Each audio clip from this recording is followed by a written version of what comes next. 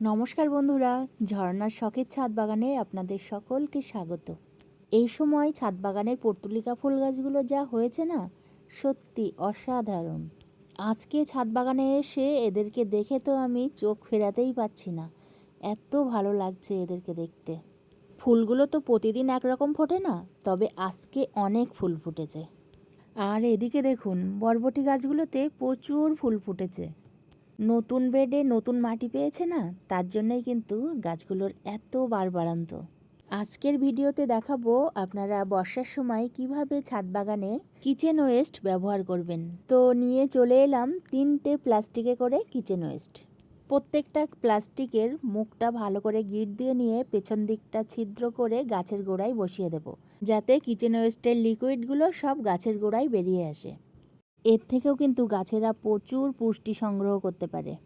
এইভাবেই যদি কিচেন ওয়েস্টগুলো গাছের গোড়ায় দিতে থাকি, তাহলে প্রতিদিনের কিচেন ওয়েস্ট গাছে দেওয়া পড়বে। আর এই দেখুন, খুব বেশি দিন কিন্তু লাগে না এই প্লাস্টিকের মধ্যে থেকে কিচেন ওয়েস্টের লিকুইডগুলো বেরোনোর জন্য। তো ওইগুলো দিয়েছি আমি ওই 10-12 দিন হবে, 10-12 দিন থেকেই আমি দেওয়া শুরু করেছি। তো ওখান থেকে দেখুন লিকুইডগুলো বেরিয়ে একেবারেই অল্প একটু প্লাস্টিকের মধ্যে ওয়েস্টেজ থাকে, কিন্তু সেটা পরবর্তী সময়ে গাছের গোড়ায় ঢেলে দিলেও হয়। আবার অন্য কোনো টবে মাটি বানানোর সময় ওই ওয়েস্টেজগুলো বার করে মাটির সঙ্গে মিশিয়েও কিন্তু সুন্দর গাছ বসানো যায়। আর বস্তার মধ্যে করে যদি এখন কিচেন ওয়েস্ট রাখা হয় বর্ষার সময়, তাহলে কিন্তু ছাদটা প্রচণ্ড নোংরা হয়। সেই জন্যই আমি পুরো বর্ষাকালটা এইভাবেই কিন্তু কিচেন ওয়েস্ট ব্যবহার করব। এবার চলুন কিছু সবজি হারভেস্ট করে নেই। এই সময় ছাদ বাগানে এলে কিছু না কিছু সবজি তো পেতেই থাকি। এদিকে দেখুন পুদিনা পাতাগুলো কি সুন্দর হয়েছে, টবটা একেবারে সবুজে সবুজ হয়ে গেছে। তো প্রথমেই আমি ভেন্ডি তুলে নেব। এতগুলো গাছ আছে, তার মধ্যে কিন্তু 2খানা মাত্র ভেন্ডি পেলাম। এখন আপাতত আর নেই, এই দুটোই ছিল, তো তুলে নিলাম ওই দুটোই। আর এদিকে ড্রাগন গাছের ফুলগুলো দেখুন শুকিয়ে গেছে। তো আমাদের এই কাজটা অবশ্যই করে করা দরকার, মানে ফুলগুলো শুকিয়ে গেলে এই ফুলগুলো কিন্তু ফলের থেকে ছাড়িয়ে দিতে হবে। তা না হলে বৃষ্টিতে তো এই ফুলগুলো পচবেই, ফুলের সাথে সাথে কিন্তু ফলটাও পচে যেতে পারে। তো সেই জন্য আগের থেকেই ফুলগুলো ছাড়িয়ে নেওয়াই ভালো। তো এখান থেকে আমি ফুলগুলো সব ছাড়িয়ে নিলাম। এই ফুলগুলো রেখে দেব গার্ডেন ওয়েস্টের বস্তায়। ছাদ বাগানে কিন্তু একটা করে গার্ডেন ওয়েস্টের বস্তা থাকবেই থাকবে। এই বস্তাটা যদি আমরা ছাদের এক সাইডে রাখতে পারি, তাহলে কিন্তু ছাদ বাগানটা অতটা নোংরা হয় না।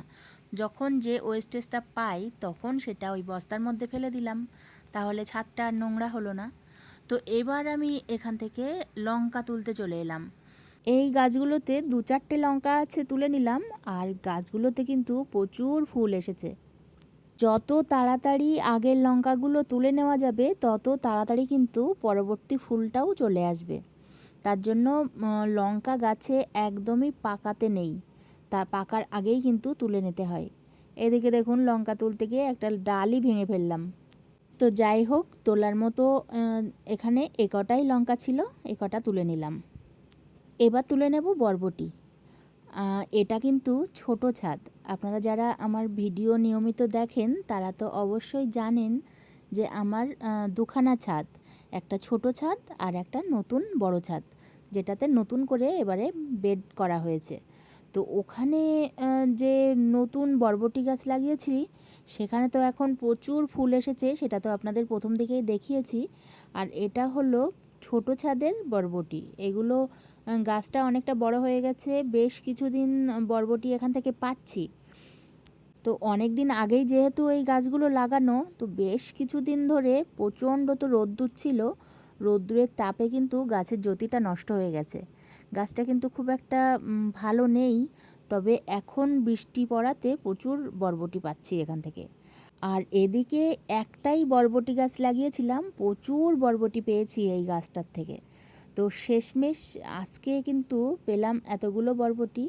মনে হচ্ছে না যে আর এই গাছটাতে ফুল আসবে, তবে এই গাছটাতে 5-6বার কিন্তু বরবটি পেয়েছি, বেশ অনেকগুলো করেই বরবটি দিয়েছে। এই দেখুন, শেষ মুহূর্তেও এতগুলো বরবটি পেলাম ওই গাছটা থেকে। আবার চলে এলাম নতুন ছাদে। এই যে নতুন ছাদে এসে এখানেও কিন্তু কয়েকটা বরবটি গাছ আছে, যেটাতে দু একটা করে বরবটি ধরছে। তার আগে দেখুন এখানে একটা তরমুজ গাছ বসিয়েছিলাম, তরমুজ কিন্তু ধরতে শুরু করেছে। জানি না তরমুজগুলো শেষ পর্যন্ত কেমন হবে, তার কারণ এখন তো তরমুজের সিজনই না, তার জন্যই বললাম। তবে থাক, দেখা যাক কত বড় হয়। আর এদিকে দেখুন এই গাছটাতেও কিন্তু কয়েকটা বরবটি হয়েছে, সেগুলোও তুলে নিলাম। আর আপনারা তো জানেন আমি যেখানে সেখানে দু চারটে করে দানা বসাতেই থাকি। জায়গা ফাঁকা হলে যে দানা হাতের মাথায় থাকে সেই দানাই কিন্তু বসিয়ে দিই। সেই জন্য এদিকে দুটো বরবটি, ওদিকে কিছু বরবটি, এরকমভাবেই কিন্তু অনেকগুলো গাছ আমার ছাদ বাগানে আছে।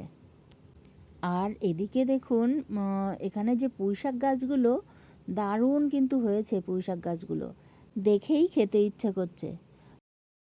তবে পুঁইশাকের জন্য লাগবে একটু চিংড়ি মাছ আর মিষ্টি কুমড়ো দিয়ে পুঁইশাক রান্না করলে কিন্তু দারুণ লাগে। তার জন্য আজকে আর তুলবো না, চিংড়ি মাছের জোগাড় হলেই কিন্তু পুঁইশাকগুলো তুলবো। আর এদিকে পর্তুলিকাগুলো একটা বোতলের মধ্যে সুন্দর করে লাগিয়ে দিয়েছি। তো যাই হোক, কথা বলতে বলতে ভিডিওটার একেবারেই শেষের দিকে চলে এসেছি। আপনারা যারা শেষ পর্যন্ত দেখলেন তাদেরকে অসংখ্য ধন্যবাদ। আর যারা আমার নতুন বন্ধু আছেন তাদের যদি ভিডিওটা ভালো লাগে তাহলে লাইক, কমেন্ট, শেয়ার করে আমার এই ছাদ বাগানের সাথেই থাকবেন। আপনারা সবাই খুব ভালো থাকবেন, সুস্থ থাকবেন। আজকের মতো এটুকুই।